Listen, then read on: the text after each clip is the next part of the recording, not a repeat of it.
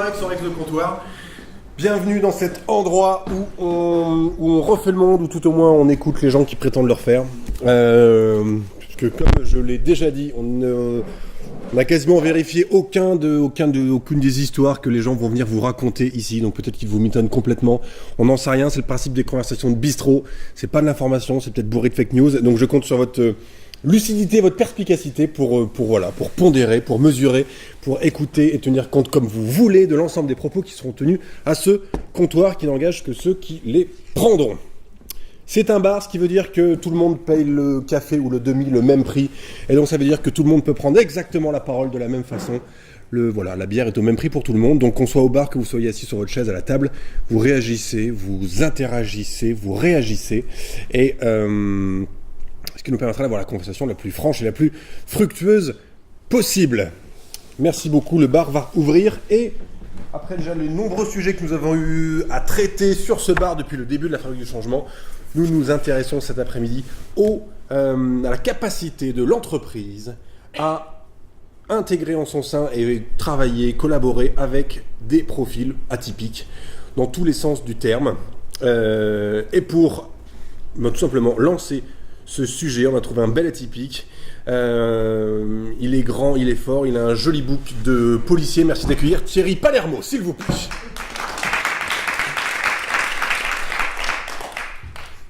Bienvenue. Mesdames et messieurs, je vous présente Thierry Palermo. Thierry, quel est ton métier ? En fait, j'en ai deux, quoi. J'en ai un que je développe depuis 29 ans, c'est commissaire divisionnaire de la police nationale, voilà, à Nantes. Et puis il y en a un qui est venu un peu plus sur le tard, avec à la base une volonté de changement, de faire autre chose à côté, voilà, qui est celui de coach professionnel. Voilà, donc c'est ma double identité, ça me va bien. On va définir les deux plus précisément, parce que moi j'avoue, quand on s'est causé, je ne voyais pas exactement ce que fait un commissaire divisionnaire. C'est quoi le boulot d'un commissaire divisionnaire de la police nationale ? Là, à Nantes, c'est... Est-ce que ce n'est pas par rapport peut-être aussi aux représentations qu'on a ? Alors, ce que n'est pas, c'est ce que c'est pas, c'est ce qui est à la télé. Voilà. Tous les commissaires que vous connaissez sont un peu loin de la réalité, à vrai dire. Mais à vrai dire, peut-être que si c'était le cas, si la télévision racontait la réalité, peut-être que ça ne serait pas aussi donc tu n'es ni Moulin, Maigret non, tout ça, c'est un petit peu tout ça. En tout cas, on dirige en fait des équipes de commissaires, d'officiers, de gardiens de la paix. Ça, vous les voyez quand vous appelez le 17, vous voyez quand vous allez déposer plainte, vous le voyez quand vous faites verbaliser. Là, c'est moins drôle. Et puis ensuite, on organise le travail à travers des réunions locales, des réunions de partenariat, puisqu'on est en lien avec le procureur de la République, des gens très sérieux, le maire. Donc ce n'est pas de la police judiciaire, c'est alors, pas du travail. On chapeaute, à mon niveau, on chapeaute le travail judiciaire, mais aussi le renseignement, un peu le renseignement de manière générale, et puis l'ordre public, évidemment, on en parle beaucoup, les manifs. Très concrètement, sur une manif par exemple, on fait en sorte d'organiser tous les policiers qui interviennent et qui sont là pour protéger les personnes et les biens, pour que ça soit la force soit utilisée de manière la plus proportionnée possible. Toute ça la ne sera difficulté, pas, mesdames et messieurs, le débat de cette règle de comptoir. Sinon, je voulais me changer un peu les idées. On se serait revus et on aurait préparé ça différemment. Là, c'est pour que bien les gens comprennent. Donc effectivement, toi, commissaire divisionnaire, c'est quasiment toutes les activités de police. Il y en a peu qui sont sous ta coordination. Ce qu'on peut exclure, c'est ce qu'on appelle la police judiciaire, c'est-à-dire les grosses affaires judiciaires qui ont un rayonnement au-delà de la région, nationale, internationale. Voilà, ça, on ne s'en occupe pas. D'accord. Et puis tous les espions, etc., c'est pas nous. Ok, le reste. Le reste, effectivement, c'est ce qu'on appelle la sécurité publique. Ok. Donc voilà, j'imagine que tu as fait des études de droit, tu es rentré dans la police, tu fais ta carrière dans la police jusqu'à arriver dans le commissaire divisionnaire à Nantes. Ça fait combien de temps que tu es à Nantes ? 7 ans. 7 ans que tu es à Nantes. Et effectivement, tu rajoutes à ton profil, tout d'un coup, tu te dis, puisque ça ne m'occupe pas assez de gérer cette activité en cette période de troublée, parce que j'imagine que depuis 7 ans, oui, la ZAD, ça fait comme un bout de temps que ça a dû t'occuper un petit peu. Un peu. Voilà, ouais, j'imagine. Tu te dis, pourquoi pas, tiens, je me lancerai pas, moi aussi, dans le coaching. Évidemment, ça raccourcit. ta présentation, c'est pas comme ça que ça se passe. C'est à un certain moment l'envie de faire autre chose, en tout cas de faire différemment. Voilà. L'envie de faire, de se nourrir d'une autre matière finalement tout autour. Alors évidemment, ça tombe pas comme un coup près, coach professionnel. C'est souvent c'est suite à je dirais un incident de vie, qu'il soit personnel ou professionnel. Souvent, c'est voilà. C'est un licenciement en général quand on voilà, devient coach. bon. Ouais. On a la chance, pour l'instant, je ne me suis pas encore licencié, ça verra, mais enfin.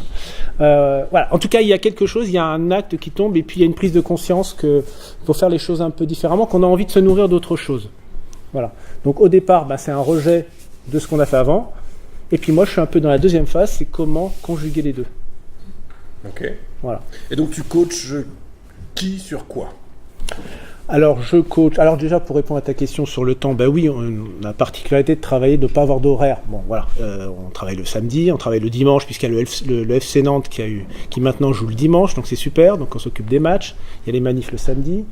Et moi, je le fais entre midi et 2, le soir, après 19h, 19h30, et puis de temps en temps, le samedi matin. Voilà. Mon activité, en fait, elle se cumule comme ça. Comme d'autres font du sport. On ne parlera pas de ta vie familiale voilà. Non, vie privée non plus. Non. Voilà. Donc ta question, c'était quoi ? Ma question, c'était qui coaches-tu et sur quoi ? Alors, c'est très. Alors, je travaille avec, par exemple, le CHU. Donc, je coach les médecins, professeurs d'université, praticiens hospitaliers, des commerciaux, des chefs d'entreprise, puisque je travaille avec. Je suis coach, je m'appelle coach référent pour l'association 60 000 rebonds. Je ne sais pas si tu connais, certains connaissent peut-être. C'est une association qui vient en aide aux chefs d'entreprise qui ont fait faillite. Donc on accompagne là les chefs d'entreprise qui effectivement sont dans une situation difficile, coach, mais aussi chef d'entreprise. Donc on forme un trio et on essaie de sortir finalement le chef d'entreprise de cette situation très délicate, professionnelle et personnelle qui traverse. Voilà. Donc c'est à la fois, pour répondre à ta question, c'est vraiment très varié. Naturellement, je suis effectivement sur des managers supérieurs, puisqu'en général, on dit qu'on coach à peu près ce qu'on est, on pratique quoi. Bon. Justement, quelle légitimité, toi, en tant que fonctionnaire d'une institution aussi spécifique que la police nationale, quelle légitimité à coacher un type qui a planté sa boîte et donc qui est sur les questions économiques, etc. Ouais. On pourrait te dire, mais qu'est-ce que tu la ramènes ? En fait, on ne coach pas en spécialité, quoi. D'ailleurs, moins on connaît le domaine, et en général on dit ça, mieux ça se passe.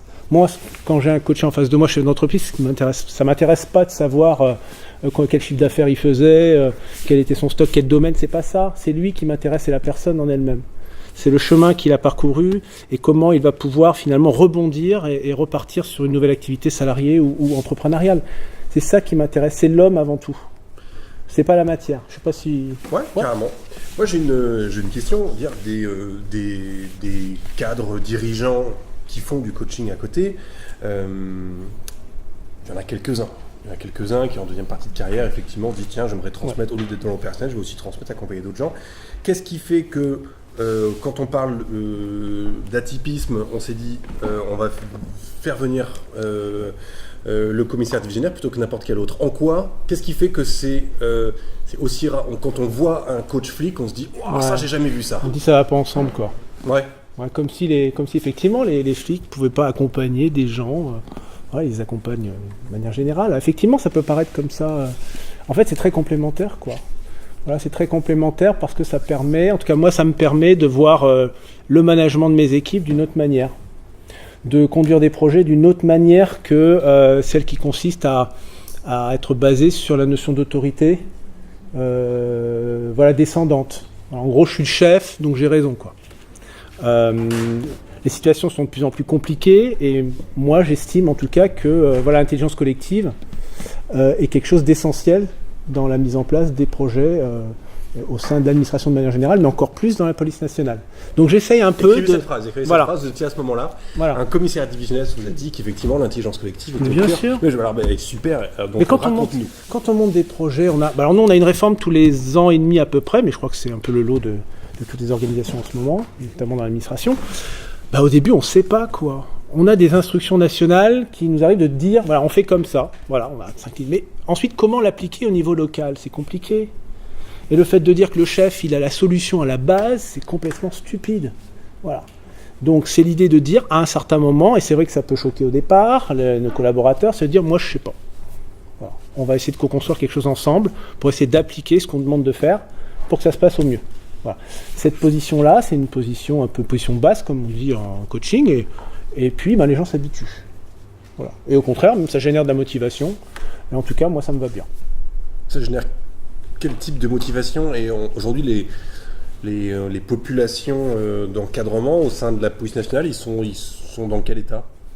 On en parle pas mal ces derniers temps quand même. L'état, c'est 28 suicides depuis le début de l'année dans la police nationale. Voilà, j'étais il n'y a pas longtemps, je disais il y a 2 jours à une conférence police nationale sur les suicides, comment décliner un plan anti-suicide dans la police nationale.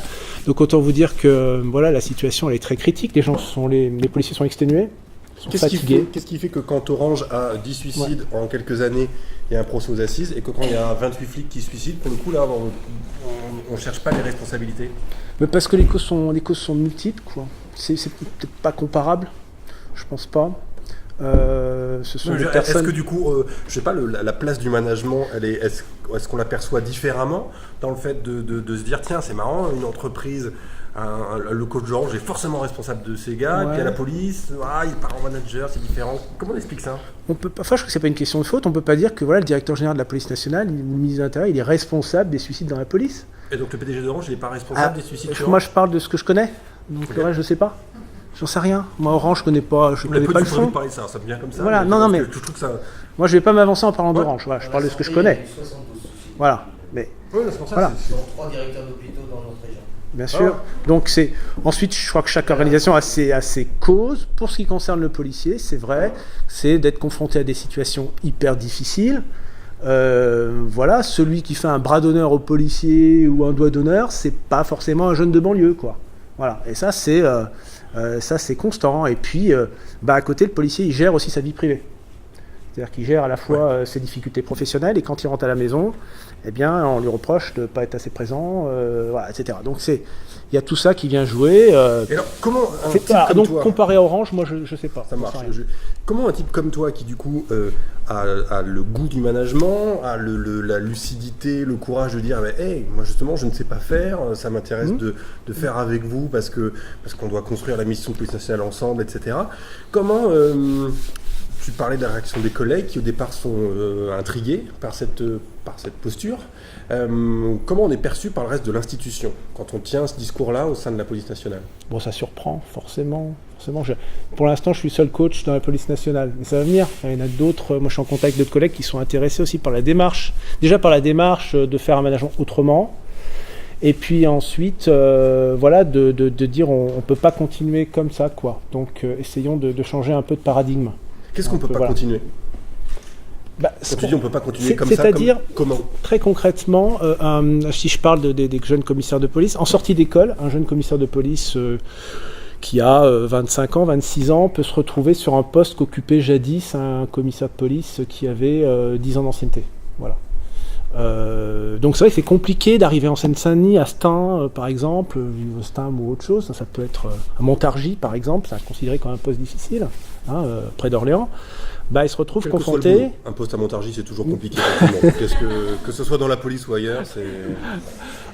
non mais effectivement, il se trouve confronté un peu à ces difficultés-là, et c'est vrai que c'est difficile, donc il faut les accompagner, voilà, il faut qu'il y ait un vrai... c'est que de la surprise quand tu dis que ça a généré le fait que toi ça ne génère que de la surprise, ou ça génère un peu plus que ça? Ça génère de la surprise, donc au départ, ce qu'on ne comprend pas, effectivement, on le met à distance, quoi. Voilà. Donc tout ce qui est nouveau, parce que ça vient sortir du cadre, et le cadre est fort, c'est fort chez nous, hein.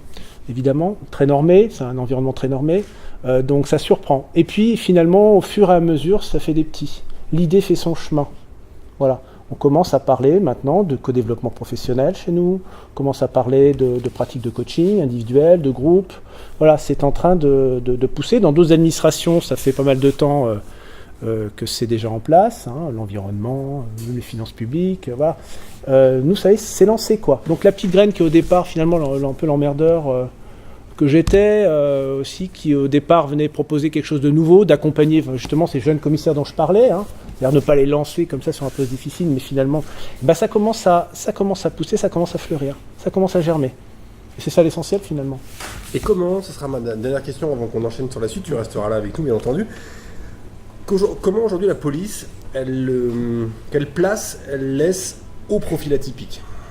Les gens comme toi, est-ce que peut-être que s'ils avaient identifié dès le début que tu serais un emmerdeur comme ça, peut-être qu'ils t'auraient pas pris. Ouais, tu leur as peut-être pas tout dit quand tu es rentré. Aujourd'hui, c'est l'institution dont tu fais partie, que tu connais bien. Comment tu l'aperçois toi sur son envie d'aller chercher au contraire peut-être des profils pas complètement dans le moule? Est-ce qu'elle les recherche? Est-ce qu'elle en a encore peur? Ouais. Alors les choses évoluent. Dans le recrutement, par exemple, des commissaires, avant on recrutait que des profils juridiques, quoi. Master 2, en droit, voilà.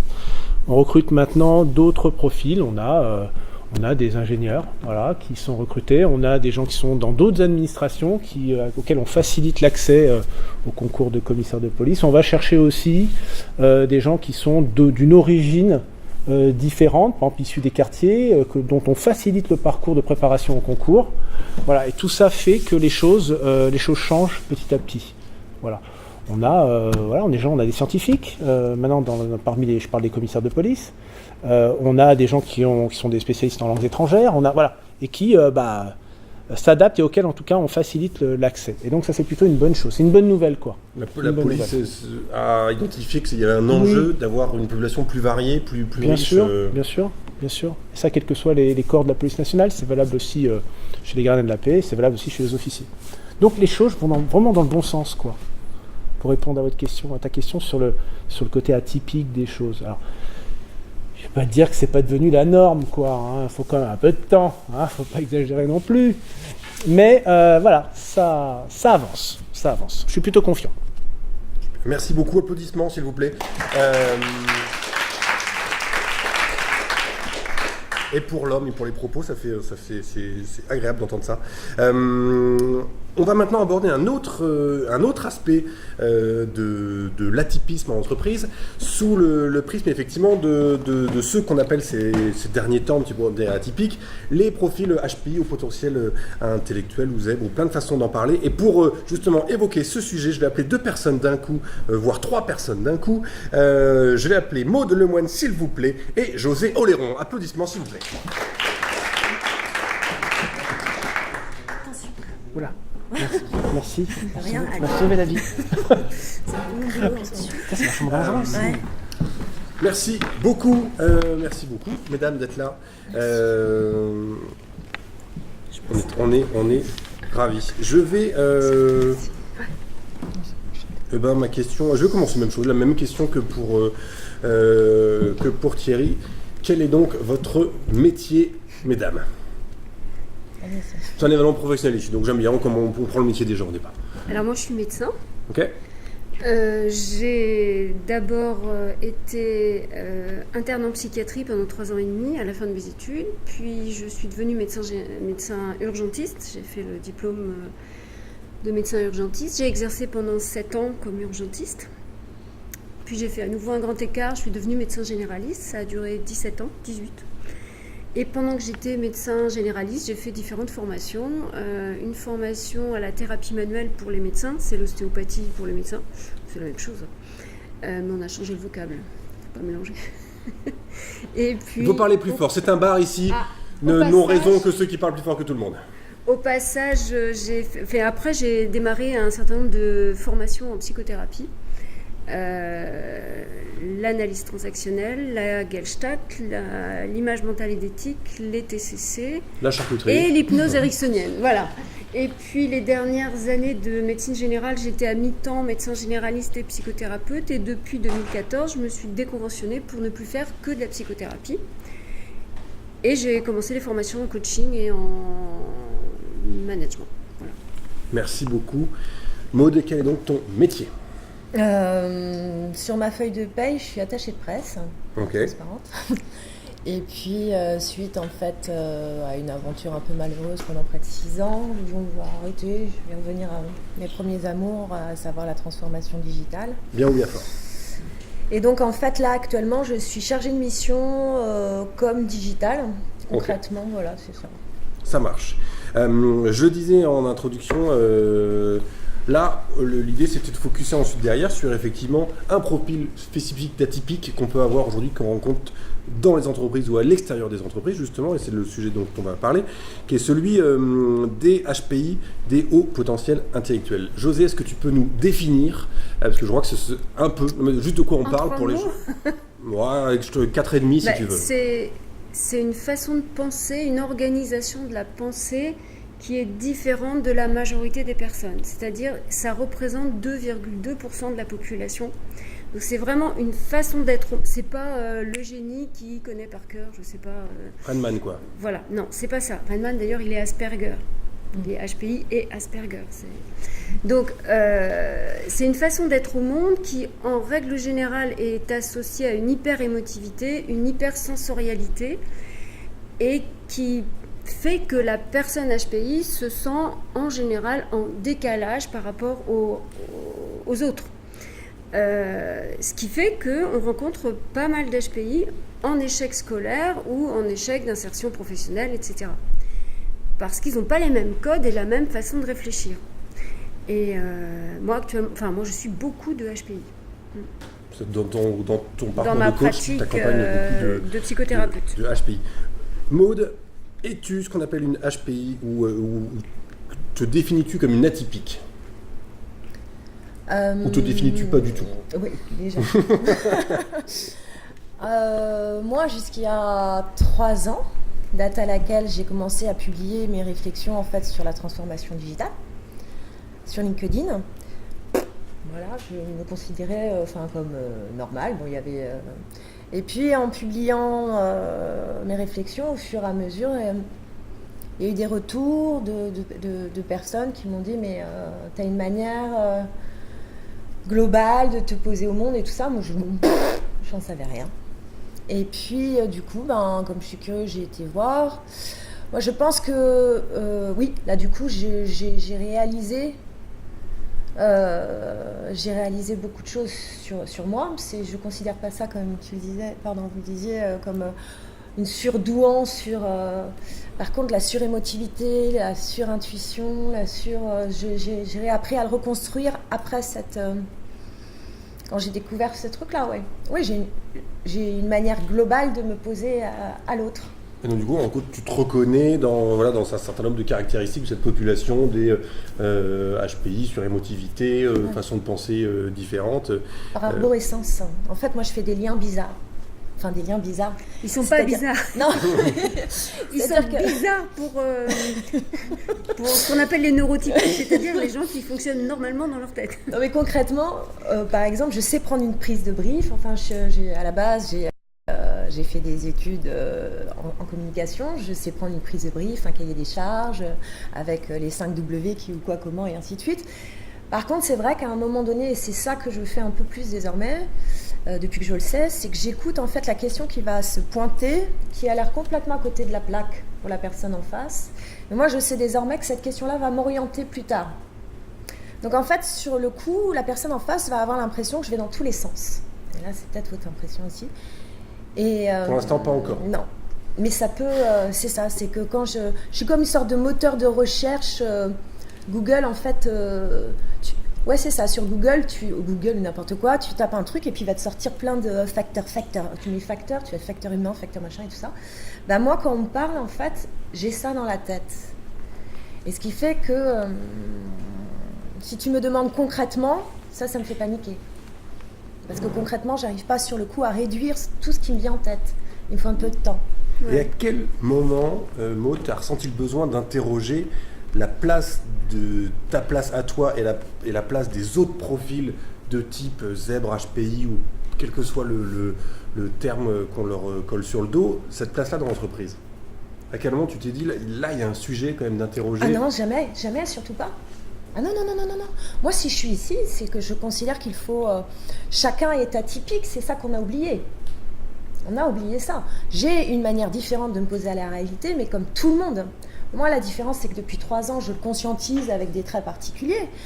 Mais on a oublié on a oublié depuis c'est notre histoire un peu séculaire, la façon qu'on est tous différents. On est tous différents. Je crois que l'urgence, là, c'est de vraiment reconscientiser le fait qu'on est tous différents, qu'on a des talents différents et que chacun peut avoir sa place dans l'entreprise, surtout quand on parle d'intelligence collective. L'intelligence collective, par définition, c'est pas la somme des plus hauts QI ou la somme des plus grands experts. Ça commence à... C'est des trucs... Et donc pourtant, il n'y a aucun problème, l'entreprise, elle sait intégrer les profils HPI avec une pensée plus systémique dans l'entreprise. C'est plus complexe que ça. C'est plus complexe que ça. L'entreprise, à l'heure actuelle, elle ne sait pas. Elle est en train de changer de paradigme aussi. On change, c'est ce dont on parle aujourd'hui. C'est-à-dire qu'en fait, on passe d'une organisation descendante avec des sachants, des non-sachants, du bien, du mal. Enfin, le changement de représentation, il est là. Il est valable pour tout le monde.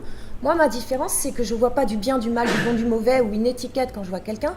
Je vois un tout global. Et je vois ce qu'on appelle la complexité. La complexité, c'est ta réalité n'est pas supérieure ou inférieure à la mienne, ou différente ou bonne ou mal. C'est ta complexité, c'est ta réalité. Et la mienne aussi, elle est différente. Et le tout, c'est de faire une troisième, d'harmoniser par le lien. José, est-ce que Maud, elle vit ça de cette façon-là? Tu dis que tu accompagnes beaucoup de profils atypiques de ce type-là. Qu'est-ce qui explique qu'il y ait beaucoup de ces profils-là qui ressentent le besoin d'être accompagnés? D'abord, souvent, ils sont en souffrance parce qu'ils se sentent décalés et il y en a un certain nombre que j'ai envoyé se faire diagnostiquer. Ils ne sont pas venus me voir avec leur étiquette HPI. Ils sont venus me voir avec leur souffrance. Et en les écoutant, je me suis dit, il y a ça dont il va falloir tenir compte et il va falloir qu'ils comprennent comment ils fonctionnent pour, ce que dit Maud, conscientiser et mieux utiliser ce qu'ils sont, en fait. S'accepter comme ils sont, au lieu de se dévaloriser en permanence. Et il y a beaucoup de troubles anxieux chez les hauts potentiels en particulier, peut-être en lien avec ça. Et je ne sais plus la question. Non, voilà, ça c'est typique HPI. Ouais, Qu'est-ce qui fait au fait, d'où on part. C'est ça. Ça, c'est typique HPI. Qu'est-ce qui fait qu'effectivement ces profils-là effectivement remplissent ton cabinet et qu'est-ce qui, on va dire, quel point commun ils ont dans leur intégration effectivement parfois en entreprise? Le point commun qu'ils ont en entreprise, c'est d'avoir du mal à s'intégrer. Un HPI, pour qu'il s'intègre bien dans une entreprise, il faut vraiment qu'il ait la bride sur le cou, qu'on le laisse avoir des idées, qu'on ne lui demande pas un raisonnement linéaire, ou qu'on accepte qu'il aille vite et qu'il ne soit pas dans un raisonnement linéaire, qu'on laisse libre cours, qu'on lui laisse laisser libre cours à sa créativité, etc., etc. Actuellement, moi, ça m'est arrivé de regarder des fiches de poste, par exemple, mon mari est chef d'entreprise et un jour il me montre une fiche de poste, une fois dans ma vie, j'en ai jamais vu d'autres. Et je lui dis, tu vois, avec une fiche de poste comme ça, alors qu'un HPI pourrait vraiment remplir ce poste parce qu'il y a besoin de transversalité, il y a besoin de raisonnement global, il y a besoin de prendre de la hauteur et ce serait super, mais ta fiche de poste, elle est constituée de telle sorte que les HPI ne passeront pas dans cette grille-là. Enfin, c'était l'opinion que j'ai eue en lisant cette fiche de poste. Il y a une inadéquation, là, il y a des trucs à faire, à mon avis. Il faudrait leur proposer quoi pour qu'ils se reconnaissent? Qu'ils se reconnaissent qui? Les HPI ou... Donc, tu dis, un HPI ne pourrait pas se reconnaître dans... ou se projeter dans un poste comme ça. Non, c'est pas ça que j'ai dit. Le recruteur, avec le cahier des charges qu'il a, le HPI ne rentre pas dedans. C'est souvent le cas, je trouve. Par exemple, quand on regarde un CV, moi j'ai un CV où j'ai mis tout ce que je vous ai dit. Mais quand on me demande un CV pour une chose ou une autre, je prends mon truc et je fais des grands sabres. Parce que si je dis que je fais tout ça, on va soit penser que je suis mytho, soit penser que je suis complètement instable, alors que c'est un CV typique HPI. Au bout de quelques années, le HPI, quand il a fait... Mais quand je dis quelques années, c'est 4-5 ans. Et c'est pas incompatible d'être HPI instable? Enfin, on est obligé de choisir entre les deux. Il y a des HPI instables. Il y a une connotation négative à l'instabilité. Mais l'instabilité, en fait, c'est juste la vie. Oui. Donc voilà, il y a un moment donné, il va falloir dédramatiser 2-3 choses, quoi. C'est que la vie, par définition, c'est du changement. Donc à partir de ce moment-là, c'est vrai qu'on a été conditionné pendant quand même pas mal de temps. Et puis, on a plaqué des normes... industrielle, hein, je suis désolée, la troisième révolution industrielle, c'est une norme. Donc une norme, c'est un zéro binaire. Ouais, bah, c'est tout sauf la vie, un zéro binaire. Enfin, sauf erreur, je ne pense pas que vous soyez en un zéro binaire. Ouais. Et ce qui fait que, bon, moi c'est un peu comme ça que je le tourne, c'est-à-dire qu'à l'heure actuelle, en fait, avec cette transformation digitale, on a pris la première partie de la transfo digitale, on l'a pris en 1-0 binaire. C'était pratique, c'était rapide, on a mis des outils. Et puis au fur et à mesure, on se rend compte que ça a des incidences réelles sur les comportements de la société. C'est-à-dire que la vie, c'est pas like ou dislike. La vie, c'est une somme d'émotions et le vivant, c'est par définition l'ambiguïté. Et il n'y a plus de place pour l'ambiguïté parce que l'ambiguïté, pour le coup, ça fout les jetons. Ah ouais, mais attendez, c'est la vie, ça. Je crois que c'est... Voilà, j'ai fait de la philo, moi, en fait, à la base, et j'ai réfléchi, du coup, à tous ces trucs-là. Et je me suis dit, mais mince, je crois que c'est un rapport à la mort qu'il faut aussi reprendre. Ok. Monsieur Benenès, vous souhaitiez réagir? Oui. Donc, bonsoir Benenès. Dirigeant de la fabrique du changement. Je suis ravi, c'est donc moi aussi qui contribue à vouloir sur cette table. Le sujet est un sujet passionnant qui va assez loin. Moi, il y a une question que je me pose, c'est est-ce que les entrepreneurs ne sont pas tous des HPI? Il y en a pas mal. Je pense que j'ai déjà la réponse, ils ne le sont pas tous, mais il y en a pas mal quand même. Oui. Parce que tout simplement, une des voies d'intégration professionnelle pour les HPI ou les atypiques, c'est de retrouver de l'autonomie et de créer leur propre activité, parce que souvent, moi je me suis aussi retrouvé après 10 ans dans les collectivités locales dans cette situation, je m'emmerdais tellement que j'ai démissionné pour monter mon propre truc, parce que à un moment donné tu te dis c'est le seul espace de créativité, je vais me le créer moi-même, parce que de toute façon j'aurais beaucoup de mal avec une hiérarchie traditionnelle à pouvoir m'exprimer, en tout cas je le ressentais comme ça. Après ça dépend où on tombe, il y a des contextes plus frisants. Donc ça c'est un point de vue, je ne sais pas si partagé par nos autres. Deuxième point de vue, c'est que je pense qu'effectivement, ce qu'on appelle atypique, en fait, ça devient très très relatif. Je pense que c'est les braves petits moutons formatés en consanguinité dans les grandes écoles qui vont devenir des atypiques. Parce qu'en fait, le monde industriel est derrière nous, on est dans une société de la connaissance, la moitié des métiers de 2030 n'existent pas encore. Et on continue dans l'éducation nationale à transmettre des blocs de savoir et à faire des braves petits soldats un peu tous formatés. Et effectivement, l'évolution des missions aussi dans les métiers d'appui, c'est intéressant de voir que j'aimerais bien par contre qu'il y ait un peu moins d'ingénieurs, un peu plus de psychologues sociaux ou en tout cas des gens des sciences sociales plutôt que des gens qui Il faut postuler. Il faut postuler. Écoute, pourquoi pas. En tout cas, j'aimerais bien former les policiers au capital, aux techniques d'enquête et au management visuel et dans les petites innovations qui seraient peut-être à apporter là. Et d'ailleurs, comme dernier bloc de carrière, police nationale. Ah, ça serait bien. C'est la classe. Là, encore une film d'apothéose. pourquoi pas. Du moment qu'on me file un petit scooter, un Géraud, oui, la question que je me pose, c'est tout ce qui est à l'œuvre aujourd'hui dans les transformations d'entreprise ou d'administration, l'agilité, la facilitation, le changement de posture, le travail sur l'intelligence relationnelle aussi des managers, parce que finalement, tu es coach, mais demain, tu seras peut-être plus proche du facilitateur ou du manager facilitateur. Et c'est sans doute là aussi où tu veux emmener un certain nombre de tes collègues. Et finalement, je pense que voilà, le modèle un peu tayloriste, on avait besoin objectivement de gens finalement qui fonctionnaient un peu tous pareil. Aujourd'hui, face à la complexité du monde, aux enjeux de transition qui sont présents, c'est totalement inadapté. Et donc je pense que c'est au contraire les gens très enfermés dans des champs normatifs traditionnels qui vont avoir beaucoup de mal, qui vont devenir les atypiques inadaptés à la complexité.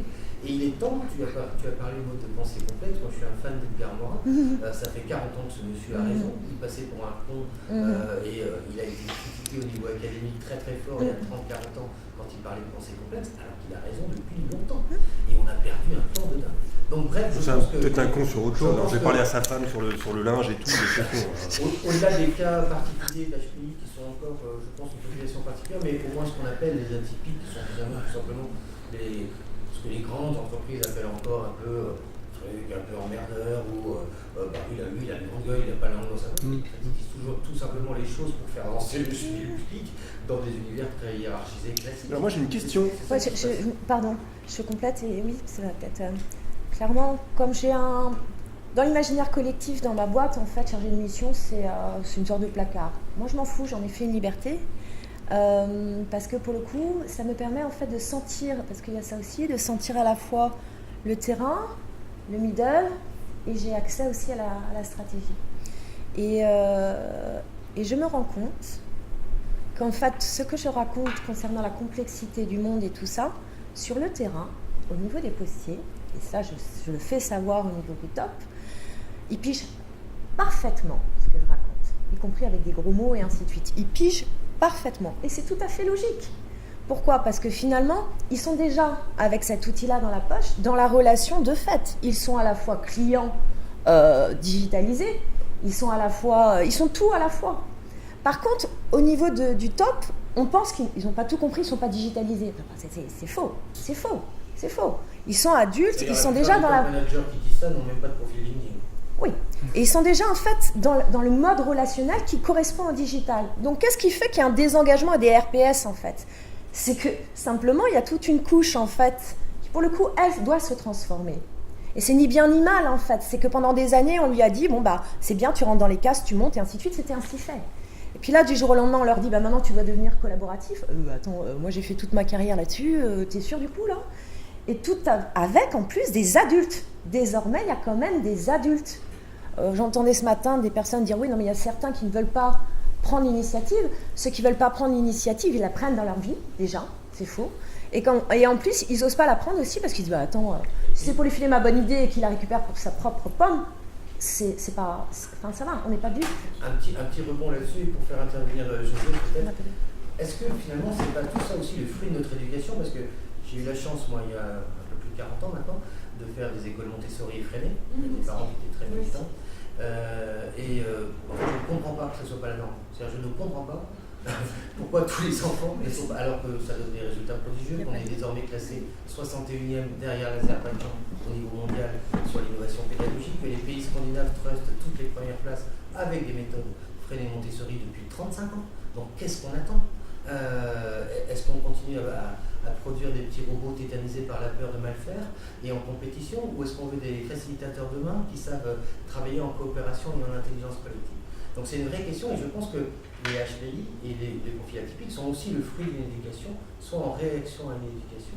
Et si on veut que demain tout le monde ait une vision plus systémique et embrasse la complexité en arrêtant dans la lenteur, c'est peut-être aussi au niveau de l'éducation que ça se joue. Oui, clairement. Moi, j'avais eu la chance d'assister à une conférence de Marc Alévi il y a 1 an ou 2, je ne sais plus. Et il parlait de changement de paradigme sociétal. Et j'ai trouvé ça hyper intéressant. Et il expliquait, donc dans différents domaines, et il expliquait que nos institutions, en fait, se rigidifient et se referment sur elles-mêmes au lieu de s'adapter, leur but étant de maintenir le système qui de toute façon est en train de bouger.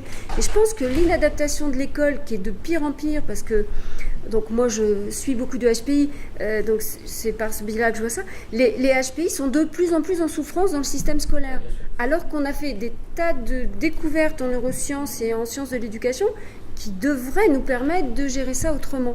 Mais je pense qu'on est vraiment on est au cœur du cyclone, dans ce changement de paradigme sociétal, et nos institutions s'accrochent enfin c'est la fin quoi, elles s'accrochent à leur truc, et je crois que ça explique pourquoi elles bougent pas. Pour ne pas partir sur un autre débat qui constituerait à refaire le système éducatif français, parce que sinon on aurait encore, on aurait du temps devant nous. La question que je me pose, on avait commencé à s'en parler l'autre jour au téléphone, José, je vous la pose à tous les trois. Parce que le thème de la fabrique cette année, c'est ça, le manager la diversité, etc., sur l'innovation managériale. Et donc, d'où la question, est-ce que demain, il y a une place à offrir aux profils un peu atypiques en entreprise ? Est-ce que c'est vraiment leur vouloir du bien que de souhaiter aux atypiques, on va dire, de trouver une place dans les organisations ?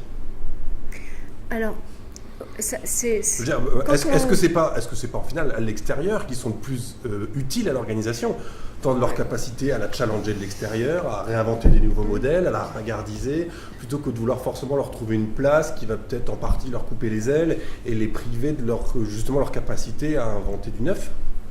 Alors c'est marrant parce que cette question que vous m'avez posée au téléphone, elle m'a vraiment interpellée, j'y ai repensé après, parce que je n'avais jamais vu les choses sous cet angle-là.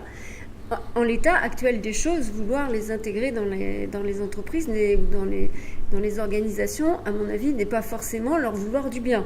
Ils sont beaucoup mieux à créer leur propre structure, je pense, aujourd'hui.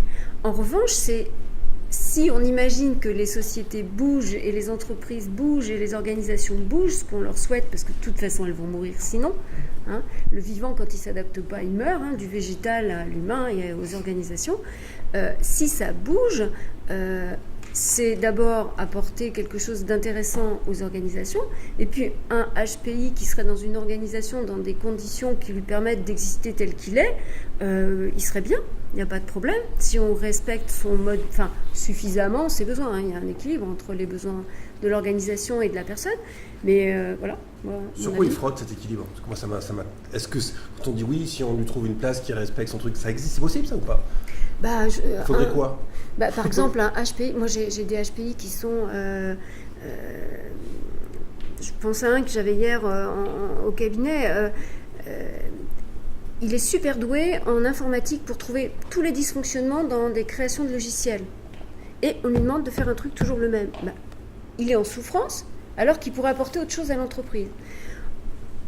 Un HPI en réunion, il va trouver que la réunion elle peut durer 20 minutes là où elle dure 2 heures. Quels autres La notion du sens, c'est hyper important. Si on lui demande quelque chose et à l'école ça se rejoue 50 000 fois. Si, mais si, c'est pas atypique. C'est pas atypique, mais elle est surdimensionnée chez le HPI. Évidemment qu'elle est chez tout le monde pareil. Mais chez le HPI, c'est vraiment, la souffrance, elle est dans les tripes, quoi. C'est juste pas possible, quoi. L'autre jour, j'ai une patiente qui arrive au cabinet en larmes et je sais qu'elle a des problèmes de couple. Je la fais entrer, je me dis, ça y est, c'est cuit, quoi, ça va mal, son couple. Et je lui dis, qu'est-ce qui vous arrive? Elle me dit, ils sont en train de couper un arbre devant chez moi, c'est juste insupportable. Et elle sanglote. Voilà, c'est trop. Les HPI sont trop. Voilà. Et ça, c'est un exemple, je trouve, voilà. Elle me dit, je savais que vous alliez me comprendre. Et moi, je suis dit, passez-moi un mouchoir aussi. C'est bien sûr que tout le monde a besoin de sens, évidemment. Mais là, c'est surdimensionné. Et donc, je repose ma question aux autres personnes qui sont en bas. Est-ce que c'est vouloir du bien est-ce le rôle de l'organisation de faire rentrer des profils atypiques à l'intérieur? Alors moi, j'aimerais dans le mot atypique sortir un peu de HPI, quoi. Enfin, Exactement. voilà, c'est ceux en fait qui c'est pour ça que je le pose de cette façon-là. J'aime bien l'expression les emmerdeurs, quoi. Voilà, ceux qui sont à un endroit où on les attend pas, où l'organisation ne les attend pas. Est-ce qu'il faut souhaiter que l'organisation fasse rentrer des emmerdeurs? Eh bien, heureusement, je veux dire, le changement, il vient de l'intérieur. Donc moi, je veux dire, je fais heureusement qu'il faut les valoriser. Ensuite, c'est comment ils sont managés, comment on va les repérer, et qu'est-ce qu'on va en faire, et sur quelle fonction on va les positionner, et comment on va faire en sorte que le groupe, que le collectif les reconnaisse comme tels. Voilà, et qu'il soit, c'est celui qui va arriver à 10h le matin parce que voilà, il va faire en sorte de ne pas arriver à 8h30. Et alors, si le mec il est productif, s'il apporte quelque chose de différent, moi je dis oui, moi je le prends. Voilà, je le prends. C'est pas ça qui est important, c'est qu'est-ce qu'il apporte à l'organisation et en quoi il va la faire bouger, en quoi il va contribuer à faire bouger les lignes. Évidemment. On le voit des fois pour les. Mais ça c'est ma vision. Pour les entrepreneurs serial start-upers. Qu'on fait plusieurs fois, monter une start-up, ils se font racheter, et puis au final, ils tiennent pas 6 mois, ils démissionnent et ils recréent une nouvelle start-up, et ainsi de suite. Et est-ce que c'est pas dans ce rôle-là, au final, qu'ils sont plus utiles à l'organisation, au monde économique, plutôt que de vouloir absolument leur offrir une destinée à l'intérieur des organisations, ou leur atypisme est au final le plus utile? Non mais ça, c'est partir de l'hypothèse que finalement, on reste dans la notion de carrière. Ouais, voilà. Ça n'existe pas. Et ça, pas du tout. Enfin, je veux dire, et là encore, l'organisation dans laquelle je suis, je veux dire, elle prône une réforme de la mise en disponibilité, d'ailleurs, dans la fonction publique, très récemment, au mois de juillet dernier, qui permet d'allonger cette période de disponibilité, c'est-à-dire d'aller voir, de créer son entreprise, d'aller travailler dans une entreprise privée, etc., pour y revenir, parce qu'il y a l'obligation d'y revenir 18 mois avant la fin de carrière. Ça c'est intéressant, quoi. C'est-à-dire comment on va permettre à des gens qui finalement sont dans un autre état d'esprit, qui ont envie de se développer autrement, d'aller chercher de la compétence et de la ramener finalement à un certain moment dans l'organisation. Ça c'est pas mal.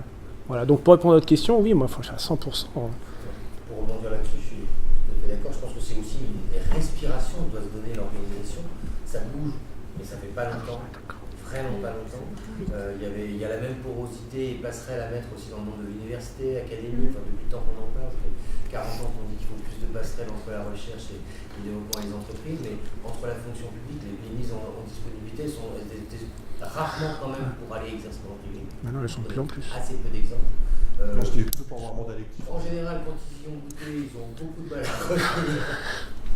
Sauf quand il y a des conditions particulières comme celle que tu viens de citer. Mais c'est évidemment à encourager parce que je trouve que c'est une vraie respiration. J'aime bien le fait que José parlait du monde du vivant et le fait que les organisations étaient finalement aussi des organismes vivants. L'urgence, me semble-t-il, sur les atypiques, c'est de faire respirer. Et atypiques, c'est pas que des gens forcément HPI machin, c'est aussi tout simplement des gens qui peuvent avoir un parcours de vie. Peut-être qu'on aborde la question sur le recrutement, parce que je trouve ça très très sclérosant quand même, la façon dont les recrutements se font encore. Tu parlais des fiches de poste chez Sigma, regardez les libellés des fiches de poste. Il y a encore très très peu de trucs un peu originaux où on met en avant des compétences relationnelles, etc. Sauf, comme par hasard, les entreprises qui performent le plus. Regardez les petites annonces des boîtes qui cartonnent, des emplois. Il y en a une l'autre jour qui a fait juste un tweet en disant envoyez-nous tous sauf un CD. Et eux, en fait, là, ils ne parlent pas de manager les atypiques, ils parlent de manager les talents. Ils veulent recruter des talents. Voilà, parce qu'ils ont compris que les talents, c'était plus les gens qui étaient en hyper normés, machin, qu'ils avaient besoin justement pour préparer l'avenir. Donc je pense qu'il y aura, et c'est plutôt bon signe, si on prend l'activisme aussi sous cet angle-là, juste de gens un peu différents. Mais on est tous différents. Enfin, c'est ça. Moi, je l'ai recruté parce qu'il avait fait un tour du monde d'un an et demi. Pas parce qu'il avait un peu plus simple. Parce que je me suis dit, tu vois, la maturité du gamin, après avoir vécu un an et demi en Amérique latine et fait des petits boulots, il aura peut-être un peu plus d'envie et machin que gosse de riche qui a fait une grande école à 12 000 boules l'année. Et ce à quoi je t'ai répondu, on ne connaît pas beaucoup de jeunes qui ont fait un tour du monde à 25 ans qui ne soient pas aussi des gosses de riches à côté. C'est pas vrai, non, ça. J'en connais quelques-uns. Oui, il y en a quelques-uns. Bon, d'ailleurs, on a plus souvent des jeunes diplômés Bac plus 5 qui font un tour du monde que des smicards qui ont un BTS. C'est une croyance. Ouais, exactement. Limitante. Ok, je la retire. Trop autant pour moi. Absolument. Bah, total. Je la retire. Non, mais sur la capacité Non, mais ça, c'est ton prisme. Ouais. C'est ta manière de te poser et ainsi de suite pour les raisons qui te regardent. C'est pas un propos, mais simplement, non, c'est faux. C'est une croyance limitante. Mais c'est bien. J'aimerais bien prendre des statistiques quand même sur. Mais non, mais tu peux passer de statistiques de machin, c'est encore un prisme analytique. Excuse-moi. Oui, sur le nombre de fils d'ouvriers qui entreprennent un tour du monde à 23 ans. C'est comme ça qu'on reproduit les mêmes modèles. De fils de ouvriers et les gosses de riches, il y a une immense classe moyenne culturelle. Oui, sachant qu'à l'heure actuelle, il y a juste aussi des gamins qui, via le roofing et ainsi de suite, se font des cours de tour du monde. Donc c'est complètement. C'est pas du tout la même chose là. Non, ça va, Antoine, j'ai un gilet pare-balles si tu veux. Non, mais à l'heure actuelle, t'as des gamins ils sont pas fils de riches, ils font des tours du monde et c'est royal. C'est-à-dire qu'ils vont bosser en Australie et ainsi de suite. Donc ça, c'est des croyances limitantes. En tout cas, atypique, ça peut être aussi les parcours de vie. Oui. C'est le moment, chers amis, qui êtes attablés où il faut payer votre café. Ce qui veut dire que c'est le moment où vous nous expliquez pourquoi vous êtes là et que vous avez bien entendu le droit de prendre la parole pour interpeller les gens qui sont sur scène ou poser une question ou apporter votre propre témoignage au débat que nous avons depuis bientôt presque une heure. C'est à vous. C'est bien gentil d'écouter comme ça, ça fait deux. Il y a un moment, il faut contribuer.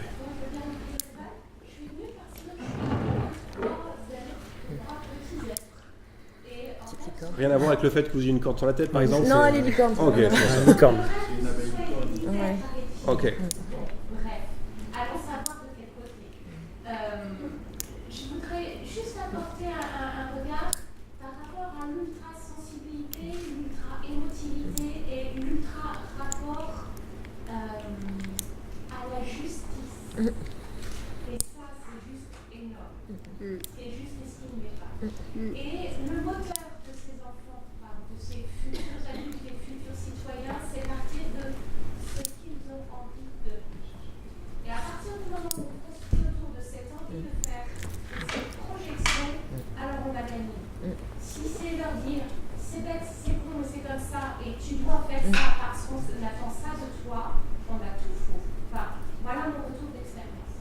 Alors moi j'ai une question directement pour parce qu'on en parlait rapidement auprès on est d'accord que typiquement, quand on parlait management dans la police, toi tu distingues bien le moment où effectivement on va pouvoir faire de la co-construction, puis les situations d'urgence, bien sûr. où là il n'y a plus de management, il y a juste de l'autorité.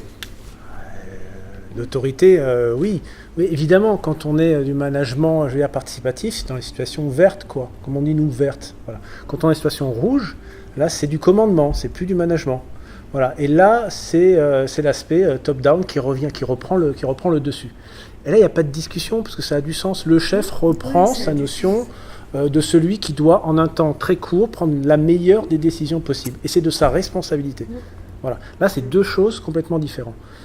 Et ça arrive, je sais pas, en matière judiciaire par exemple, quand on va le matin à 6h interpeller quelqu'un, on le voit dans les films, donc vous voyez, il y a tout le dispositif qui se met en place, les véhicules, etc. Et à un instant, le chef, il estime qu'à ce moment-là, c'est le top, il donne le top. Ben ça, c'est une vraie responsabilité. Et la personne va dire « Ah ben j'aimerais bien qu'on s'interroge tous ensemble sur le bon moment, à 5 minutes près, voilà, de l'intervention. » Non, mais ça, c'est pas possible, quoi. Voilà. Ça, c'est pas du management. Ça, Est-ce que l'entreprise, elle peut garantir à chaque instant à un enfant ZEB, effectivement, je vais t'écouter et tu vas faire que... Mais non, mais moi, je trouve que Thierry a complètement raison. Moi, quand je faisais du SAMU, c'est pareil. Bon, il faut que les choses aient du sens, mais il y a un moment, c'est on y va et on obéit. Mais tu as besoin d'un cadre. Chez les zèbres, on dit souvent qu'ils ont un rapport difficile avec l'autorité. Moi, je m'inscris complètement faux avec ça. Quand l'autorité est juste, qu'ils la sentent légitime et qu'elle a du sens, c'est des gens qui sont exemplaires. Tout à fait. Donc, non, moi, je suis tout à fait d'accord avec ça. Il n'y a pas de... Je m'inscris complètement en faux, c'est-à-dire qu'en plus il y a une image populaire, c'est des gens ingérables. Pas mais moi j'ai aucun problème avec l'autorité. Si elle est juste, c'est-à-dire on se l'applique et c'est très exactement ce qui doit se passer désormais dans la transformation. C'est le fait ce que je dis, pas ce que je fais. C'est fini parce que l'outil digital, le RSE, peut démontrer que finalement tu t'appliques pas à toi-même ce que tu demandes aux autres. Oui, mais si ces profils-là ne savent respecter que la perfection, ils la rencontreront jamais. Il n'y a pas de perfection. On ne parle pas de perfection, on parle d'autorité juste des gens et légitime, c'est pas qui pareil. sont juste légitimes et qui sont en plus savent l'expliquer. Tu ne trouves pas que ça devrait être la norme du management d'avoir des managers qui soient des facilitateurs, qui soient justes et équitables, qui soient dans la reconnaissance. Bien sûr, mais sauf que je dis... C'est ce qui fait le succès de Tesla, c'est ce qui fait le succès des 10 entreprises les plus performantes au monde qui n'existaient même pas il y a 15 ans. Oh, mais quelle mission on leur met, enfin quelle responsabilité on leur met sur le dos à ces gens, on leur demande d'être des gens parfaits. Non, on leur demande d'être humain et d'être en accord avec leurs valeurs. On veut plus d'experts, exactement. On veut de l'intelligence relationnelle. C'est de dire, je suis désolée. Qui savent être juste, exemplaires, 24 sur 24, tout le temps est perçu comme tel en par leurs cohérence avec ses valeurs. En cohérence avec ses valeurs. Mais même quelqu'un qui te dit, puis voilà, sur ce coup-là, je sais pas. Moi, j'attends pas de mon manager qui me dise qu'il sache tout. Parce qu'il me fout les jetons dans ces cas-là. J'attends mon manager qui, à un moment donné, si moi je sais pas, qui dise, peut-être, c'est vrai que là, c'est un peu chaud, on va peut-être aller voir... on va peut-être en parler aux uns et aux autres. Enfin, moi, j'attends pas d'un mec qui me dit... élus aussi. Je me permets, je trouve que c'est intéressant ce que tu dis sur le fait qu'on a une représentation mentale beaucoup de l'homme ou de la femme présidentielle qui nous apporterait des solutions verticales. Moi, j'ai pas besoin de ça. Alors que leur vrai job aujourd'hui, c'est de devenir des metteurs en scène de l'intelligence collective, d'écouter la société civile, d'écouter les gens qui ont des choses à proposer pour construire. Et être capable, en humilité, en modestie, de dire je ne sais pas. Par contre, mon job, c'est d'aller trouver la réponse. Et c'est de connecter les énergies pour qu'on la trouve. Putain, c'est cool.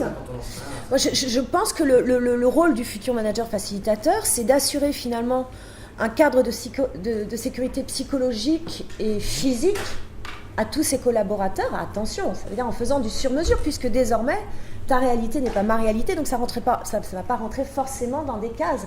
Donc ça, c'est un taf. De fait, il faut virer tout ce qui est remonté d'indicateurs. Parce que les mecs, ils n'arrêtent pas, ils sont 1, 2, 1, 2, 1, 2. S'ils continuent là-dessus, tout comme les RH, ils vont disparaître. Ça va être remplacé par l'intelligence artificielle. Donc autant se concentrer justement sur la complexité en admettant que toi-même, tu es complexe. Là-bas, c'est ce que j'avais dit, c'est d'aller chercher en fait tes endroits, un peu ton caillou dans la godasse et tout ça. Et ça, c'est pas très agréable. Déjà, tu le fais pas dans ta vie, sauf quand tu es confronté à une situation de survie. Enfin, moi, j'ai été confrontée, hélas, dans des situations de survie physique ou psychologique. Et clairement, dans ces cas-là, je vous prie de croire que le bien, le mal, le bon, le mauvais, t'en as rien à foutre. Hein. T'es dans l'instinct de survie. Et ça, on va tous rentrer dans la survie, qu'on le veuille ou non. Parce que les choses autour de nous, c'est moyennement engagé. C'est pas pour ça que c'est fini. Par contre, il faut se rendre compte qu'il n'y a plus de bien, il n'y a plus de mal, il faut bouger. C'est ça qui nous bloque. À chaque fois que tu te poses une question, tu dis c'est bien, c'est mal, c'est bon, c'est mauvais. Non, mais attends, tu prends tes responsabilités en conscience. Et en conscience, ça veut dire que tu es prêt à l'assumer derrière. Et y compris de dire j'ai fait une connerie et je l'assume. Tu vois ? Donc il n'y a pas de perfection, il n'y a pas d'imperfection. Tu y vas, tu es adulte, tu fais ce que tu peux. Déjà. Autre réaction, autre question dans la salle. Mesdames et messieurs qui êtes là depuis le début, enrichissez-nous de votre point de vue. C'est marrant, bonjour. Bonjour. C'est marrant, on est venu un peu par hasard finalement, parce qu'il y a un atelier qu'on n'a pas pu faire. On a dit tiens, on va venir là. Il y avait de la lumière. Et là, on a bien les gens atypiques un petit peu chez nous. Et c'est marrant, c'est que là, j'ai réussi à connaître un terme, le HPI. Et je pense qu'on en a un chez nous, donc c'est marrant. Et ça ressemble un peu à vous, Maud, là, sur le chemin qu'il a parcouru. Parce qu'effectivement, c'est un mec qu'on avait mis en directeur communication. Ouais. Et il partait un peu dans tous les sens tout le temps. Et du mal à chapeauter aussi son service, du mal à manager, à transmettre les messages, les feedbacks, les trucs carrés qu'il ne savait pas trop faire. Et finalement, aujourd'hui, je l'ai mis complètement électronique dans l'entreprise, sur du très transversal, et il chapeaute la transformation digitale chez nous. Donc ça m'a vraiment fait marrer, parce que il n'y a pas de... Je pense que cette personne-là, il rentre totalement dans cette catégorie-là. Et je pense que ce qu'on a bien fait, c'est effectivement de ne pas le laisser dans un endroit très fermé, comme ça avait pu l'être quand il est arrivé, c'est-à-dire dans un service complètement cloisonné. On l'a laissé complètement s'ouvrir sur l'entreprise, un peu au milieu de tout le monde. Et aujourd'hui, on exploite vraiment son potentiel. Est-ce que vous aviez envisagé une autre option au départ, face à cette difficulté Non, après... Entre guillemets. Non, mais... Surtout pas, parce que est-ce que c'est autrement... Ouais. Parce que là, ça t'apparaît tellement naturel, finalement, enfin, sans savoir ce qu'est un HPI, finalement, voilà, on va le prendre et on va lui donner, finalement, le poste qu'il lui faut, quoi. Naturellement. Parce que voilà, nous, on a une ouverture d'esprit aussi, peut-être chez nous. C'est pour ça, donc on aime bien mettre des gens où ils ont envie et besoin d'être, où ils vont vraiment exploiter le potentiel, quoi. Donc là, on a vu qu'il n'était pas pile poil bien dans ce qu'il était, où il était, donc voilà, on a essayé de chercher, puis ça s'est fait bien. On a laissé le truc faire. Mais c'est lui qui a limite créé le truc, peut-être. Ouais, en général, c'est ça. Moi, c'est ce que j'ai fait. Ouais, c'est ça. Mais sans m'en rendre compte. Hein. Oui, c'est ça. C'est pour ça que ça fait trop rigoler. Ah, voilà, c'est ça. Ouais, mais c'est ça, c'est un empêcheur de tourner en rond. Tu es dans ta case et puis tu tournes en rond. Je dis, attends, ouvre la fenêtre, je te promets, ça peut faire du bien. On peut en avoir combien dans une boîte qui est comme ça? Déjà, il n'en existe pas beaucoup, de toute façon, vous disiez, alors déjà... 2,2. Ça tombe bien, c'est la limite au-delà duquel c'est gérable dans une entreprise. Ça boîte aussi, mais voilà, je pense qu'on en a peut-être qu'un, je pense, un, peut-être deux, mais voilà, 160 personnes. Donc voilà. Et ça répond à ta question, Antoine. Est-ce que ça rendrait service aux atypiques HPI de les intégrer en entreprise? Quand ça se passe comme ça, c'est gagnant-gagnant. Ça rend service à tout le monde, quoi. Alors, paradoxalement, en fait, vous avez fait un acte d'autorité. Moi, j'ai découvert il n'y a pas longtemps la définition d'autorité, l'origine étymologique. Enfin, c'est Michel Serres, il y a une vidéo très intéressante d'ailleurs, c'est augmenter l'autre finalement, le tirer vers le haut. Mais finalement, vous l'avez tiré vers le haut d'une certaine manière. Donc c'est un acte d'autorité. C'est assez drôle, paradoxal un peu. C'est le job des managers. Bah oui, bien sûr, tout simplement. Juste un petit apport. Dans notre métier de consultant, nous en ce moment, quand on accompagne des transformations, des politiques RSE, on rencontre sur des missions transversales beaucoup de profils un peu atypiques qui sont souvent positionnés sur des missions transverses parce qu'on ne sait pas toujours bien à qui les confier. Il y a une intuition qu'il faut quand même des profils, peut-être en tout cas qui ont des qualités relationnelles. C'est à la fois très intéressant parce que c'est souvent des belles personnes et des profils intéressants. Par contre, il y a parfois des soucis de légitimité interne, c'est-à-dire qu'on les a mis là, ils sont sur la politique RSE, la qualité, le machin, etc., ou la transition, truc-muche, ils font souvent du bon boulot, mais pas toujours la crédibilité ou la légitimité interne, ça dépend des tailles de structure, peut-être c'est encore plus vrai peut-être dans les grosses structures, où voilà, il est bon ton de se moquer un peu, parfois de dire oui, bon, on l'a mis là, alors quand ils font un vrai bon boulot. Donc voilà, bien travailler cette légitimité-là, parce que quelquefois ça peut être piégeux pour le profil, qui en transversalité de toute façon va prendre des coups, c'est normal, et c'est ce qui rend aussi le métier passionnant. Mais pour le coup, avoir un vrai sponsoring et un vrai soutien des équipes de direction quand ils les placent à ces trucs-là, sinon ils peuvent exploser. José, tu me disais quand on préparait le truc que effectivement c'était des profils qui par contre effectivement n'étaient pas forcément réputés pour être d'excellents managers. À l'heure actuelle, je suis désolée. Alors, Je pose une question. À l'heure actuelle, ouais. Oui, à l'heure actuelle. Parce que le pouvoir. À l'heure actuelle. Ah oui, non, en général, ils sont pas dans le pouvoir. Non. Ils sont pas dans le pouvoir, mais quand on leur demande de faire des reportings, des machins comme ça, ils détestent. Ouais. Et en fait, c'est pas qu'ils savent pas, c'est que ça les gaffe, quoi. Oh, c'est Donc, chiant. ils le font pas. Non, il y a des gens qui sont. Mais c'est tout à fait respectueux. Hein. Il y a des personnes qui aiment bien faire ça. Hein. C'est pas.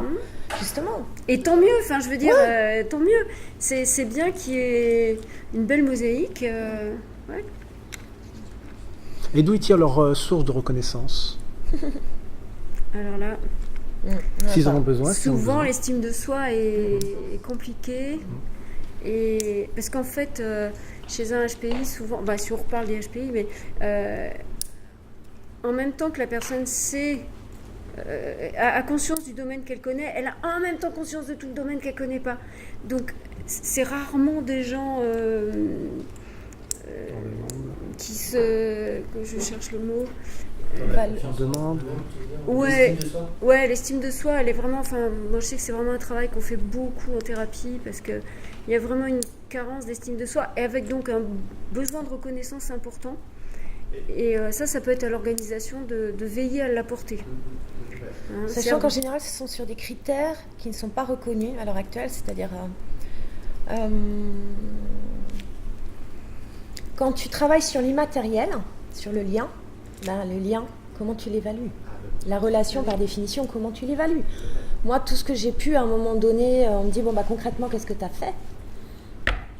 Moi, concrètement, en fait, je suis dans l'instant avec la personne, je ne suis pas experte, je lui permets d'ouvrir le cadre, c'est en général en one-to-one, parce que c'est un moment où la personne est paumée, par exemple, et qu'elle ne peut pas dire à sa hiérarchie, là, je ne sens pas le truc.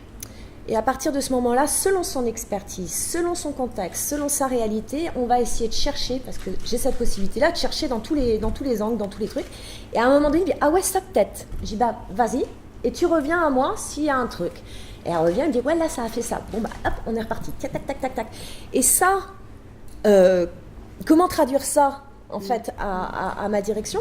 Ce qui fait que, heureusement aussi que je suis tombée sur des personnes qui avaient une forme d'honnêteté intellectuelle, ce qui est, je suis désolée, c'est vrai que j'ai vu aussi des personnes récupérer mes idées, et je savais que c'était les miennes, et avoir une promotion. Et ça fait partie du jeu, ma pauvre Lucette, parce que moi, je ne sais pas me vendre, contrairement aux apparences, et puis ça ne m'intéresse pas. Puis tu me mets dans un jury ou un truc, tu vois, RH, je te fais n'importe quoi. Mais n'importe quoi. Et c'est incompréhensible d'ailleurs pour mes managers. Ils disent, mais Maud, c'est basique. C'est un fait, un machin. C'est de la commedia dell'arte. Donc en fait, heureusement, il y a eu des personnes qui ont pu dire, moi, à tel moment, j'étais paumée dans mon organisation, je ne savais pas comment reconstituer le truc, et tout ça, ça m'a permis de faire ça. Alors c'est du verbatim, ça vaut rien entre 0 et 1. À combien t'estimes le fait que la personne n'est pas partie en burn-out? À un moment donné, tu peux inverser le truc aussi. 13 240 € par an et par salarié. Voilà. C'est-à-dire que, moi, c'est ce que j'ai. Dans ces cas-là, si vous ne le faites pas pour une question humaniste, dans ces cas-là, faites-la pour une question comptable. De manière bien cynique. Est-ce que ça peut vous coûter? Ça peut coûter, là, les gars. Ça peut coûter le désengagement collaborateur égal au désengagement client, de fait, en ricochet. Bon, pour le moment, toujours pas. Mais ça va venir. Tu as tous les chiffres clés pour convaincre ta direction sur le petit diplôme que vous avez vu dans votre tote bag avec des chiffres. Mais ils les connaissent, mais ils ne lisent pas le truc en fait. C'est intéressant parce que moi j'adore ils les connaissent. Quand un DAF, par exemple, j'adore les financiers de façon générale. Et particulièrement les DAF, quand ils me demandent, alors c'est quoi le retour sur investissement des sciences molles? Les sciences molles, rien que molle, c'est beau. Déjà, réponds parce que je ne peux pas dire sciences molles. Bon, alors là, je lui explique qu'on dit sciences sociales depuis 40 ans à peu près. Et puis on a, et c'est là où ça devient intéressant, notamment avec les accords de neurosciences, mais pas seulement.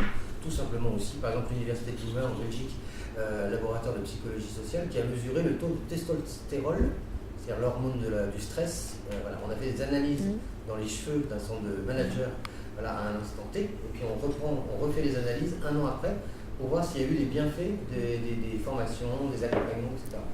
Chute du taux de 60%. Donc, même pour les scientifiques aujourd'hui, on peut leur apporter des preuves qu'on n'est pas juste des doux rêveurs quand on parle d'innovation managériale, de manager autrement ou de la diversité, que voilà, c'est tangible et qu'ils y ont intérêt. Si le bon sens élémentaire leur avait échappé, il y a des chiffres. Toute réaction, s'il vous plaît, parce qu'il nous reste à peine 5 minutes pour terminer cette séance. En fait, je voulais rebondir sur ce que madame disait, c'est-à-dire par rapport au CV. C'est vrai que par rapport à l'emploi qu'on a en face, tout le monde a un parcours atypique. Par exemple, moi je suis issu j'ai fait des études en hôtellerie-restauration, et comme ça on va dire que les horaires, etc., c'était compliqué à travailler, donc j'ai fait d'un petit boulot à côté dans le bâtiment et tout. Et pour arriver aujourd'hui, j'ai travaillé aussi dans l'éducation populaire, etc. Donc pour arriver aujourd'hui à Veolia, donc c'était vraiment le grand écart. Et c'est vrai que quand on présente notre CV, on a tendance à prendre en fonction de ce que l'employeur a besoin. Même si notre CV est riche, on a beaucoup de parcours. On va apprendre, par exemple, si on est dans un domaine plus bâtiment, on va essayer de chercher ce qu'on a fait dans le bâtiment, etc. Donc là-dessus. Après, je ne sais pas si j'aurais fait, c'est mon avis à moi, c'est mon expérience à moi, c'est-à-dire quand on dit qu'est-ce qu'on en retire de ça, qu'on a un parcours atypique et que justement on veut faire partager ça à une équipe, et quelle satisfaction. Moi, c'est, comment dire, dans un groupe, voir tout le monde content, l'équipe, le collectif est satisfait, c'est ça la satisfaction en fait. Il n'y a pas plus que ça. C'est-à-dire, voilà, pour moi ça tombe sous le sens. C'est pas pour. J'ai pas d'estime ou quoi que ce soit à retirer de ça en fait. C'est juste on le fait parce qu'on le fait. Peut-être c'est mon éducation qui est comme ça, mais sans pour autant en tirer des bénéfices ou aller voir le DG pour lui dire ouais ben là il faut augmenter parce que tu vois moi j'apporte ça, etc. Non, même pas. Ce qui est intéressant, c'est que Veolia t'a engagé quand même avec un parcours tout à fait. qui pouvait sembler atypique pour eux. Ouais, en fait, c'était un peu risqué, mais oui, ils ont pris le risque. Donc, tant mieux pour eux, mais tant mieux pour moi aussi. Pour l'instant, ils ne regrettent Les pas. anglo-saxons ne disent pas prendre un risque, mais take a chance. Ouais, les Québécois aussi, ouais. Voilà. Après, je veux dire, comme vous disiez tout à l'heure, très justement, c'est que c'est vrai que l'éducation nationale et le parcours scolaire en France était un peu, on va dire, il faut le réformer, puisqu'au final, en troisième, demander à quelqu'un qu'est-ce qu'il va faire dans 10 ans de sa vie, quel métier il veut faire. C'est vrai que comme par exemple, moi j'ai choisi la restauration, mais c'était pas forcément quand j'ai fait les études et tout, mais c'était pas forcément mon kiff. Donc je pense qu'il y a quelque chose à mener là-dessus aussi, puisque au final. Avec des conseillers d'orientation qui n'ont jamais aimé. Voilà, l'entreprise de la vie. Nous c'était pire encore à la Réunion, c'est-à-dire le conseiller d'orientation c'était notre professeur principal. Donc il faisait du français et en même temps de l'orientation. C'était peut-être pas pire. C'était peut-être pas pire. Donc voilà. Donc après, quand tu arrives à 20, 21 ans, etc., tu vois, c'est pas ce que je veux faire. Moi, je veux faire ça, avoir ça, mais ton métier de base, il te donne pas ça. Il y a un lien qu'on n'a pas fait aussi avec on n'en a pas parlé tel que, en tout cas, mais ce que tu dis, mais me fait penser, c'est les intelligences multiples, c'est la prise en compte aussi, tout simplement, qu'il y a plein de formes d'intelligence.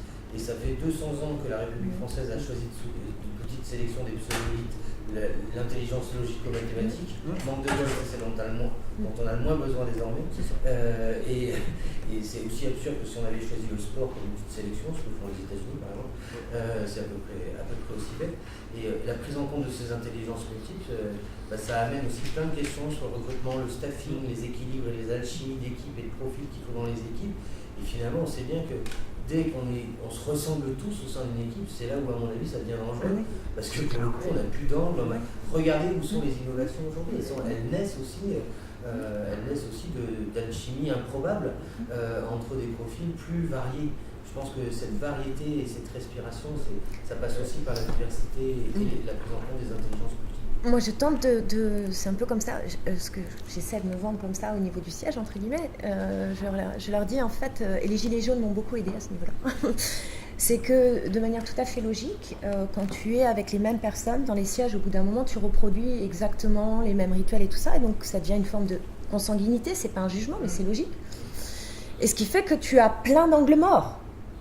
Et sachant qu'en plus le système a promu les personnes qui étaient vraiment en mode séquentiel et fait cause, quand tu te retrouves avec une base qui pour le coup est au niveau relationnel, avec des liens et tout ça, et qui a une vue globale, hein, parce que c'est ça qui se passe à l'heure actuelle au niveau du bottom, bah, ça donne un truc qu'on ne voit pas venir. Donc moi je pense, enfin des hypersensibles peuvent être une forme de radar. Enfin moi j'ai ce radar-là, à un moment donné, dire attention là, ça n'a rien à voir avec vous, mais je le sens pas votre truc. Je peux vous expliquer, peut-être que vous ne le verrez pas tout de suite. C'est une question de taille, moi, c'est-à-dire, j'y pense par analogie avec 150 collaborateurs à peu près. Est-ce que finalement les atypiques, les HPI sont pas plus à l'aise dans des plus petites structures, c'est-à-dire quand même 95% de l'économie française, pour rappel, parce que dans les gros machins, qu'ils soient publics ou privés, il y a de tels effets d'inertie, de tels effets de hiérarchie, de carriérisme, de posture, que c'est peut-être plus difficile de naviguer et de trouver une bonne place, alors que souvent on laisse plus sa place dans des plus petites structures, parce que de toute façon c'est vital et on en a besoin, puis on ne peut pas se permettre d'avoir des gens qui ne sont pas à leur bonne place ou productifs tout simplement. Donc je me pose la question de est-ce qu'il ne faudrait pas aussi, s'ils n'ont pas l'âme d'entrepreneur pour créer leur propre activité, détecter peut-être un petit peu plus tôt pour pouvoir les orienter aussi vers des tailles de structures plus raisonnables. Ceci dit, monsieur, vous êtes dans un contre-exemple, parce que comme chacun sait, une petite PME assez significative. Nous, on est à l'île de la Réunion, donc on est une filiale de Veolia. Et on est 280, donc c'est une petite structure au niveau de la Réunion. C'est vrai quasiment à l'échelle Et à la nationale. Poste, c'est pareil. Hein. En fait, c'est plein de petites PME. Sauf sur les effets, les prismes de gouvernance qu'on a, ouais. où ça reste quand même la casse, X, bon, les mines, les guignols qui sont formés. Si vous voulez réagir ou poser une question, c'est votre ultime moment, car après il sera trop tard et ce débat sera en tout cas dans cette salle refermé à tout jamais. Une dernière réaction, un avis, je sais pas, mesdames qui êtes là, vous avez pensé quoi de ce débat? Qu'est-ce que vous avez noté dans votre cahier magique, madame? Moi, je me suis détachée peut-être un petit peu du débat pour voir la forme du débat, parce que c'était mon intention en fait, de venir voir le texte de comptoir, pour voir comment c'était mené, quelle plus-value ça amenait à nos tables rondes qu'on démultiplie à l'infini et sur lesquelles on ne faut surtout pas les positionner l'après-midi, sinon il y a 90% de l'auditoire qui dort, ce qui n'est pas du tout le cas. En tout cas, là, j'ai été tout le temps attentive à prendre des notes et je ne venais pas forcément pour le sujet. Que encore une fois, je venais pour la forme et le fond, j'ai découvert aussi une représentation en tout cas de sujets dans des entreprises et ça me fait penser, moi je suis dans le secteur hospitalier, donc un environnement très normé mais qui est en quête perpétuelle de sens, qui est bien malmené aujourd'hui dans un contexte plutôt économique et forcément cette agilité, ce désir, cette capacité d'embrasser la complexité, je suis sûre qu'on a du potentiel et qu'on ne sait pas encore le développer. Donc ça me donne des idées, en tout cas peut-être une lucidité sur laquelle vous m'avez éclairé. Vous en avez obligatoirement, parce que pour bosser dans le secteur, la complexité, j'aurais tendance à dire presque tous. C'est comme les facteurs quand tu bosses dans l'hyper, presque tous. Et c'est pour ça qu'ils vont mal. Est-ce que tous les gens qui bossent à l'hôpital ont de la lucidité, la perception de la complexité? D'accord, j'étais en train de me dire. Dans des situations extrêmes, parce que c'est le cas en tant qu'urgentiste et tout ça, où c'est une question de vie, de survie, ainsi de suite, ils l'ont tous. Et y compris aussi c'est dans la police et dans l'armée qui est en train, c'est chaud aussi. C'est-à-dire que c'est pas un hasard que... voilà. Merci beaucoup. Merci. Il est 15h et nous respecterons les horaires. Merci de votre présence, de vos contributions. Merci. Et d'avoir fait avancer tout ce débat. Très bonne fin de fabrique à vous. Il y a les trophées, la remise des trophées d'innovation managériale, il y a des prix d'entreprise. Oui, je continue. Je vais te le dire. Merci, hein, tout cas. Bah non, c'était... Merci. Ouais. Thierry. Merci. Tu te souviens peut-être que je t'avais accompagné Thomas. Oui, Thomas et... Merci à toi. C'était génial de et notamment pour te parler de Je suis en plein dans le visage. C'est ok, merci. C'était Donc, je sais pas, ça peut être. Voir si c'est de alors, jamais. Vous faites déjà. T'as les portes.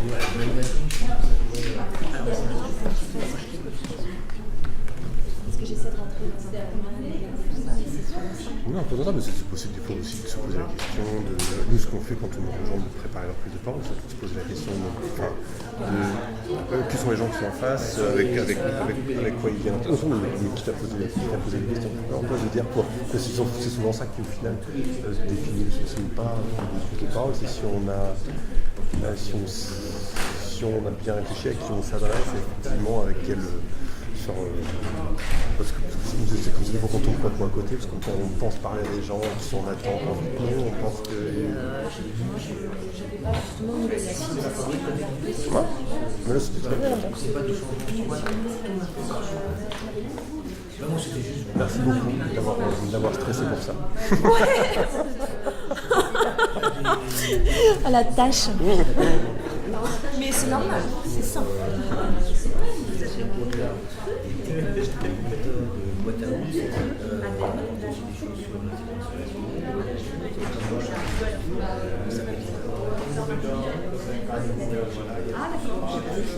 La façon aussi d'exercer l'autorité, ça fait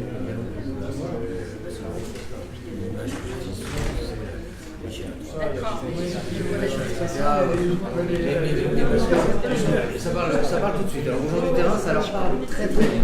Les reporters, et donc s'interroger sur qu'est-ce qu'on peut faire et sur quelles sont les en place que vous pouvez imaginer et